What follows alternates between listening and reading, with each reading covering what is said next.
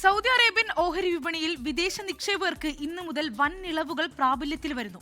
നിശ്ചിത മാനദണ്ഡങ്ങളില്ലാതെ തന്നെ ലോകത്തെ ഏതു ഭാഗത്തുള്ളവർക്കും ഇനി മുതൽ സൗദി ഓഹരി വിപണിയിൽ നേരിട്ട് നിക്ഷേപം നടത്താം. കൂടുതൽ വിദേശ മൂലധനം ആകർഷിക്കാനാണ് ക്യാപിറ്റൽ മാർക്കറ്റ് അതോറിറ്റിയുടെ ഈ ചരിത്രപരമായ നീക്കം. സൗദി അറേബ്യയുടെ സാമ്പത്തിക രംഗത്ത് വിപ്ലവകരമായ മാറ്റങ്ങൾക്കാണ് ഇന്ന് തുടക്കമാകുന്നത്.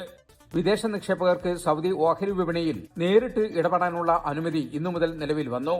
നേരത്തെ നിലവിലുണ്ടായിരുന്ന കർശനമായ യോഗ്യതാ മാനദണ്ഡങ്ങൾ ഒഴിവാക്കിയതോടെ ലോകത്തെവിടെയുള്ള നിക്ഷേപകർക്കും ഇനി എളുപ്പത്തിൽ സൗദി വിപണിയുടെ ഭാഗമാകാം.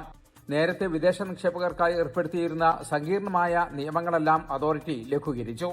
ഓഹരികളുടെ ഉടമസ്ഥാവകാശം നേരിട്ട് ലഭിക്കാതെ സാമ്പത്തിക ലാഭം മാത്രം കൈമാറിയിരുന്ന സ്വാപ്പ് കരാറുകൾക്ക് പകരം ഇനി നേരിട്ടുള്ള ഓഹരി വിൽപ്പനയും വാങ്ങലും സാധ്യമാകും.